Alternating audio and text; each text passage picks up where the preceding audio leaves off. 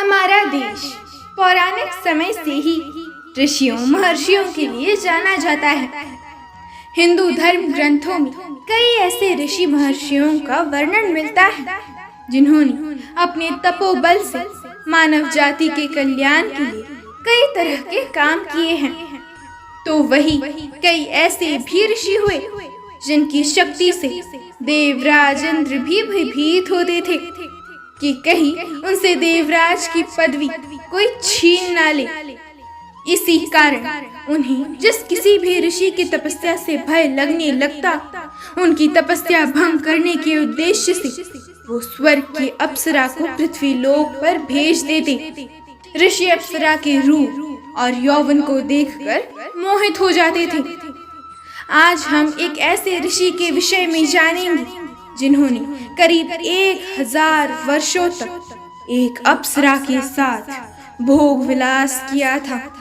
उससे पूर्व यदि आप इस चैनल पर नए हैं तो चैनल को सब्सक्राइब कीजिए और बेल आइकन को भी अवश्य प्रेस कीजिए ताकि हमारे नए वीडियो सबसे पहले आपके पास पहुंचे। तो चलिए शुरू करते हैं। कथा के अनुसार पौराणिक काल में महान ऋषि कंडू हुआ करते थे जिनका आश्रम गोमती नदी के तट पर था। एक बार की बात है, ऋषि कंडू ने घोर तपस्या करना आरंभ किया। वो तपस्या में इतने लीन हो गए कि उन्हें किसी भी चीज का आभास नहीं होता था। इस प्रकार ऋषि को तपस्या में लीन देखकर देवराज इंद्र हमेशा की भांति भयभीत हो गए। उन्हें ये भय सताने लगा कि कहीं ऋषि कंडू उनका स्वर्ग का सिंहासन ना छीन ले।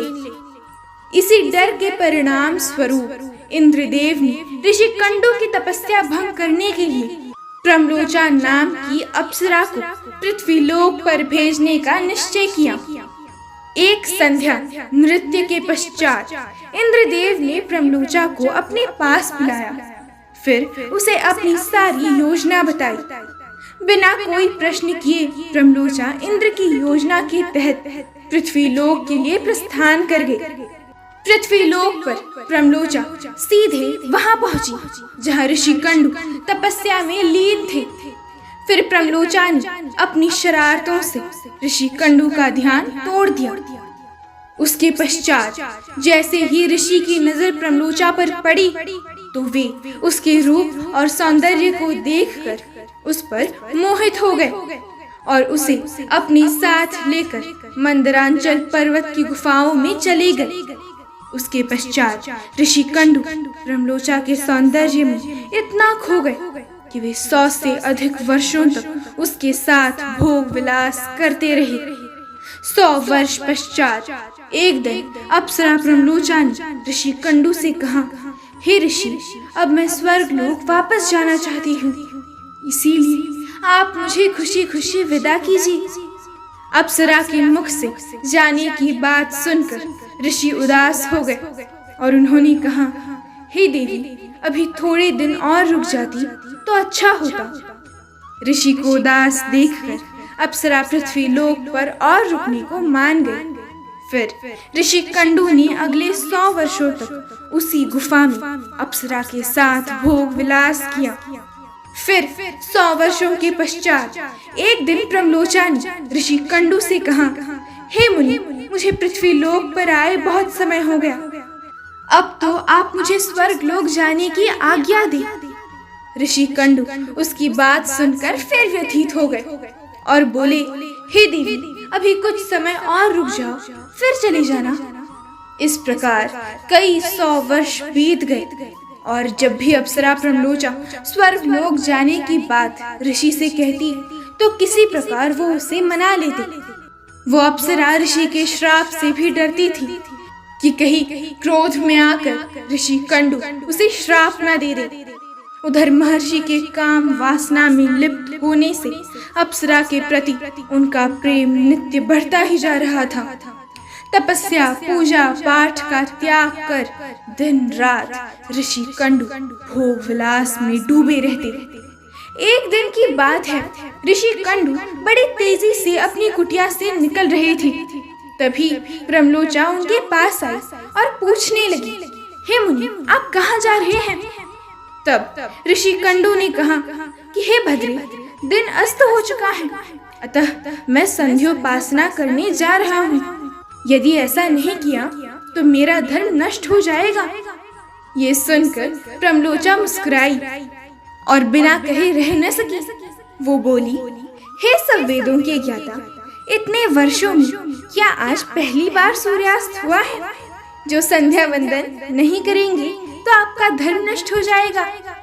मैं तो आपसे जब से मिली हूँ तब से तो आपने कभी संध्या वंदन किया ही नहीं है।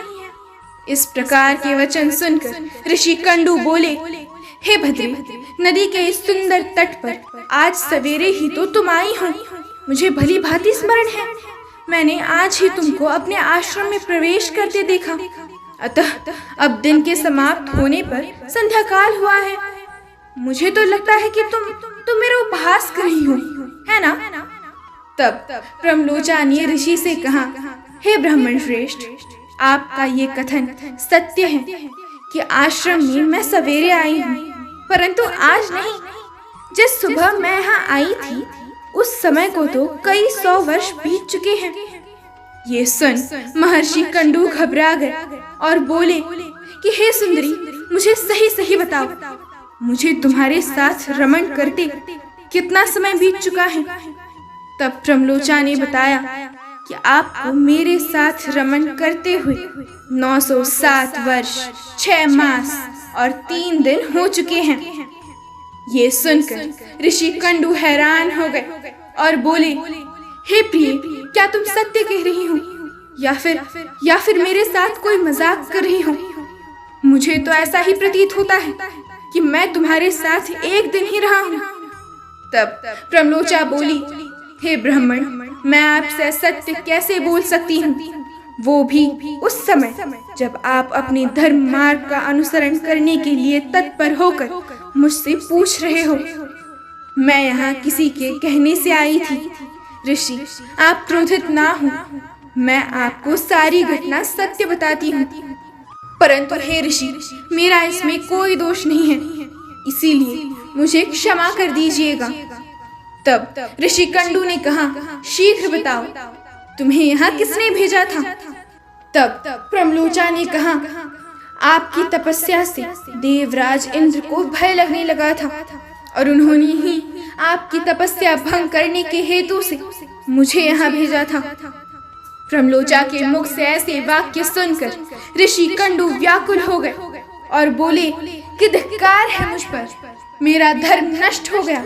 एक स्त्री ने मेरी बुद्धि को भ्रष्ट कर दिया। इस स्त्री के संग से मेरा समस्त जीवन का तप नष्ट हो गया। इसीलिए हे पापन स्त्री, अब तू जहाँ चाहे जा सकती है, क्योंकि तुझे इंद्र ने जिस कार्य के लिए भेजा था वो कार्य तो संपन्न हो गया। तूने मेरा तप नष्ट कर दिया है। महर्षि को इस प्रकार क्रोधित देख प्रमलोचा भय से कांपने लगी, जिस कारण उसका पूरा शरीर पसीने से भीग गया था। उस समय ऋषि ने जो गर्भ प्रमलोचा में स्थापित किया था वो भी अप्सरा के रोम छिद्रों से निकलकर पसीने के रूप में उसके शरीर से बाहर आ गया। प्रमलोचा के पसीने से वायु ने उस गर्भ को इकट्ठा किया और वृक्षों ने उसे ग्रहण किया। सूर्य की किरणों से पोषित होकर वो धीरे धीरे बढ़ने लगा।